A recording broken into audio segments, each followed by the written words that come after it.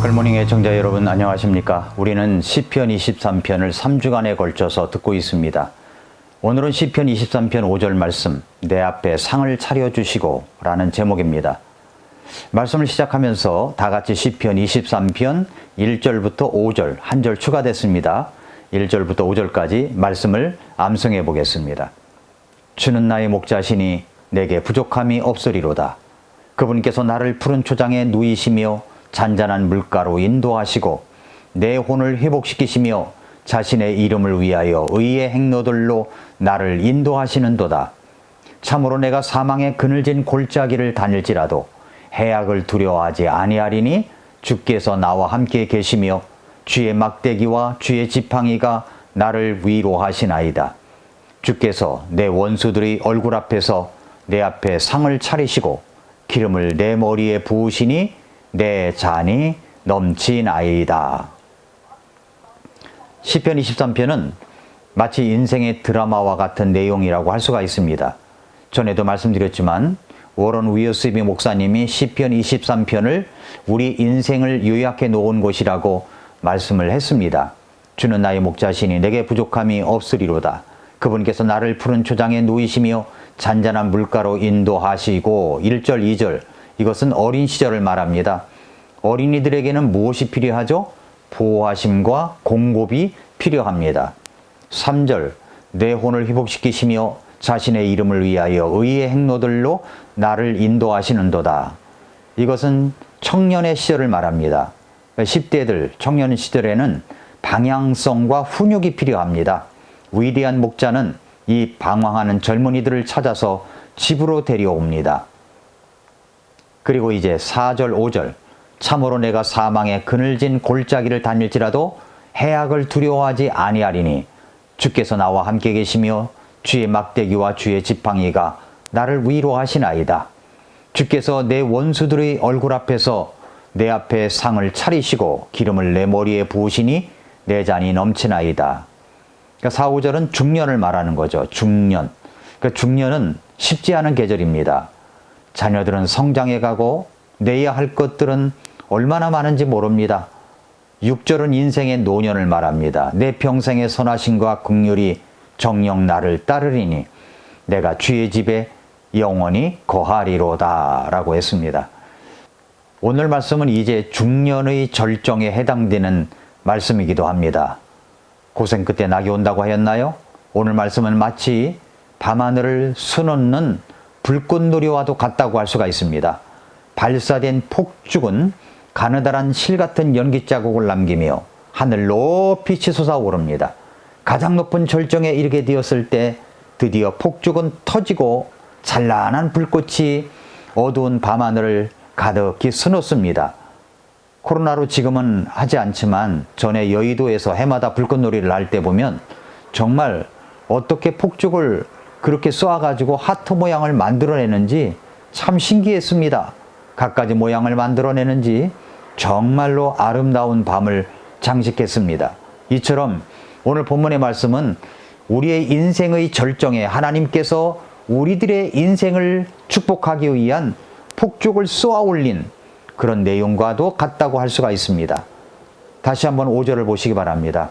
주께서 내 원수들의 얼굴 앞에서 내 앞에 상을 차리시고 기름을 내 머리에 부으시니 내 잔이 넘치나이다.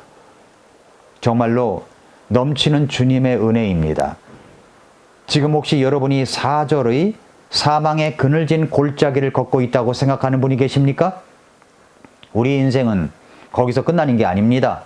반드시 5절의 넘치는 은혜가 있다는 것을 믿으시기를 바랍니다. 믿으시기를 바랍니다. 5절은 두 가지 넘치는 은혜가 있음을 우리에게 알려주십니다. 5절은 두 가지 넘치는 은혜가 있음을 알려주십니다. 첫째는 원수들의 목전에서 내게 상을 차려주셨다는 것입니다. 둘째는 기름을 내 머리에 부어주셨다는 것입니다. 그래서 시편 기자는 이렇게 넘치는 은혜를 노래합니다. 내 잔이 넘치나이다. 내 잔이 넘치나이다. 여러분의 인생의 잔에는 넘치는 은혜가 있습니까? 조금 모자란다고요? 곧 넘칠 줄 믿습니다. 믿으시기 바랍니다. 조금만 더 기다리시기를 바랍니다. 요한복음 4장에 보면 어떤 귀인이 예수님께 나와서 자신의 아들이 병들어 죽게 되었는데 오셔서 고쳐달라고 간청한 내용이 있습니다. 그랬더니 예수님께서 말씀하시기를 네 아들의 병이 나았다고 하셨습니다. 그때 이 귀인은 어떻게 반응했습니까? 믿고 갔다고 했습니다. 믿고 갔습니다. 주님이 말씀하시면 그대로 될 줄 믿었던 것입니다. 이 아버지는 정말 믿었을까요? 정말 믿었는가 하는 것은 그 다음 행보를 보면 압니다. 이 귀인이 살고 있고 병들어 죽어가는 아들이 있는 곳은 가버나움입니다. 예수님은 지금 갈릴리 가나에 계십니다. 거리는 약 80리가량 됩니다. 약 30km죠. 4-5시간이면 걸어서 갈 수 있는 거리입니다. 그런데도 이 아버지는 그대로 곧장 가지 않았습니다. 그 다음날 집에서 아들이 낳았다고 기별을 전하러 온 종도를 맞는 것을 보면 그렇습니다. 이 아버지는 그곳에서 하룻밤 자고 간 것이었습니다. 그렇게 이 아버지는 예수님께서 병이 나았다는 말씀을 믿었고 믿은 사람의 특징인 여유와 안식이 있었던 것입니다. 그러니까 집으로 가지 않고 거기서 잤지요. 사랑하는 성도 여러분, 믿으면 영광을 보게 됩니다. 믿음은 나를 여유롭게 해줍니다. 믿음은 나를 안식과 평안으로 인도해 주십니다. 하나님께서 여러분의 인생의 장에 5절 말씀처럼 주께서 내 원수들의 얼굴 앞에서 내 앞에 상을 차리시고 기름을 내 머리에 부으시니 내 잔이 넘치나이다 라는 말씀이 여러분의 삶 속에 이루어질 것을 믿으시기를 바랍니다. 힘차게 아멘 하시기 바랍니다. 이루어질 것을 믿습니다. 그렇다면 어떤 축복을 받았기에 내 잔이 넘친다는 고백이 있는 것입니까? 2가지라고 그랬죠? 자, 첫째로 원수들의 목전에서 내게 상을 차려 주셨습니다. 원래 시편 23편은 양의 노래입니다. 목자의 입장에서 쓴 것이 아닙니다. 양의 입장에서 쓴 것입니다. 양이 되어서 쓴 것이죠. 다윗은 양들을 길러봤기 때문에 양들의 마음을 너무나 잘 알고 있었습니다. 양은 주변에 원수들이 있습니다. 그야말로 왼수들이 있습니다. 원수가 누구이겠습니까? 늑대나 일이나 사자나 우리가 곰이라고 생각하기가 쉬운데 그러나 그 원수는 바로 자기 옆에 있는 동료 양들이었습니다. 양들의 특징은 동료 중에서 병든 양, 약한 양, 건강하지 못한 양을 보면 좀 돌봐주고 함께 해주고 그렇게 해야 되는데 양들은 그렇지를 않습니다. 괴롭힙니다. 아픈데 더 가서 찔러줍니다. 왕따를 시킵니다. 아파 하면서 아픈 데를 더 찌른다는 것입니다. 약한 몸을 이끌고 겨우겨우 풀을 뜯고 있으면 와서 툭 하고 받아버립니다. 그리고 쓰러뜨립니다. 밟고 지나갑니다. 어쩜 그렇게 인간을 닮았습니까? 나를 괴롭히고 아프게 하는 사람은 멀리 있는 사람들이 아닙니다. 나와 가까이 있는 사람일 수 있습니다. 와서 격려해주는 척 하더니 말로 아픈 데를 더 쑤셔 놓습니다. 말이나 말지 정말 아픕니다. 그런 원수들이 누구에게나 존재하는 것 같습니다. 그런데 원수의 목전에서 목자는 무엇을 해주십니까? 상을 베풀어 주신다는 것입니다. 이 상은 테이블을 말합니다. 양의 테이블이란 무엇을 말하는 것일까요? 우리처럼 밥상을 차려준다는 이야기입니까? 아닙니다. 양의 테이블, 식탁은 바로 목자가 마련해 주시는 장소를 말합니다. 풀을 뜯어 먹을 수 있는 가장 편안한 장소, 자기가 먹을 것을 편안하게 먹을 수 있도록 만들어주시는 장소를 말합니다. 원수들의 얼굴 앞에서 내게 상을 차려주신다는 말은 이런 내용입니다. 목자는 양을 보호하기 위하여 아픈 양, 병든 양, 상처난 양에게로 갑니다.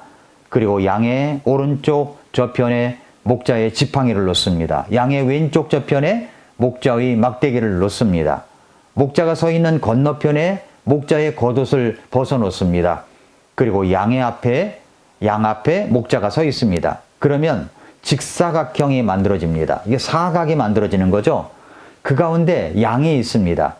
그 사각 안에서 병든 양, 상처난 양은 풀을 뜯습니다. 양의 특징 가운데 하나는 목자의 물건을 건드리지 않는다는 것입니다. 목자의 물건이 있으면 가까이 하지 않습니다. 그 사각지대 안에 다른 양들은 넘어오지를 못합니다. 넘어오지를 넘어오지를 않습니다. 넘어오지를 못하는 것입니다. 그 지역은 이제 목자가 설정해 놓은 지역이기 때문입니다.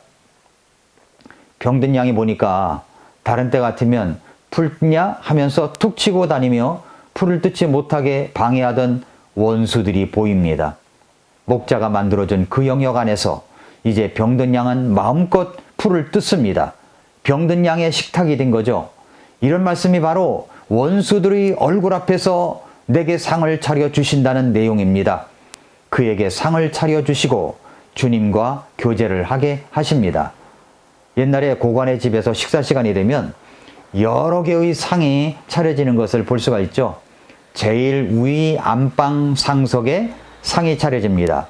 그곳에는 할아버지나 할머니, 아버지 같은 분이 좌정하셔서 식사를 하십니다. 그리고 마루에 상이 차려집니다. 그곳에는 어머니, 고모, 삼촌 같은 분들이 식사를 합니다. 그리고 마당에는 멍석을 깐 위에 차려진 상에는 며느리, 어린아이들이 둘러앉아 밥을 먹습니다. 마지막으로 부엌에는 하인들과 품꾼들이 식사를 합니다. 이러한 자리매김이 어떤 법으로 만들어진 것이 아닌데 흐트러지는 일이 없이 오랜 세월 동안 그대로 유지되었던 때가 있었습니다. 양반들이 결코 상민들과 한 상에서 식사를 하거나 주인이 하인과 같은 상에서 음식을 나누는 일은 결코 없었습니다. 왜 그렇게 하였을까요? 한 상에서 식사를 한다는 것은 바로 식사하고 있는 사람들과 형제됨, 가족으로서의 교제를 의미했기 때문입니다.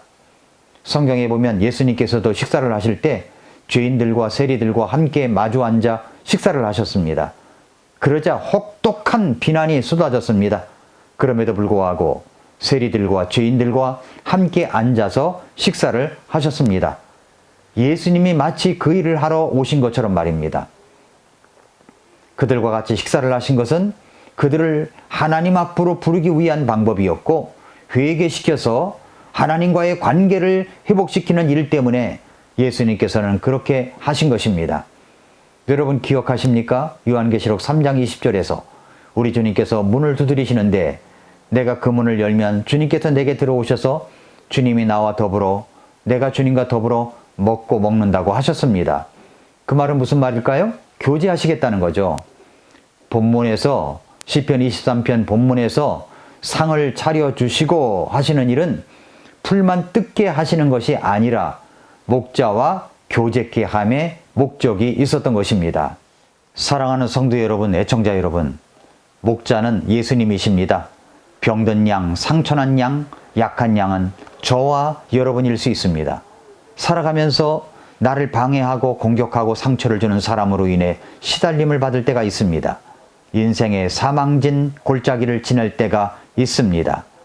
그런데 우리 주님께서 나를 보호해 주십니다. 나를 지켜 주십니다. 그 주님은 나를 풍요롭게 해 주시는 분이십니다. 나의 목자이신 그 주님께서 나에게 베푸시는 상입니다. 주께서 내 원수들의 얼굴 앞에서 내 앞에 상을 차리시고 기름을 내 머리에 부으시니 내 잔이 넘치나이다. 내 잔이 넘치나이다. 이 고백이 오늘의 고백이 될 수 있기를 축복합니다. 오늘도 미라클 모닝입니다. 주는 나의 목자시니 내게 부족함이 없으리로다. 그분께서 나를 푸른 초장에 누이시며 잔잔한 물가로 인도하시고 내 혼을 회복시키시며 자신의 이름을 위하여 의의 행로들로 나를 인도하시는도다. 참으로 내가 사망의 그늘진 골짜기를 다닐지라도 해악을 두려워하지 아니하리니 주께서 나와 함께 계시며 주의 막대기와 주의 지팡이가 나를 위로하시나이다. 주께서 내 원수들의 얼굴 앞에서 내 앞에 상을 차리시고 기름을 내 머리에 부으시니 내 잔이 넘치나이다. 내 평생의 선하심과 긍휼이 정녕 나를 따르리니 내가 주의 집에 영원히 거하리로다.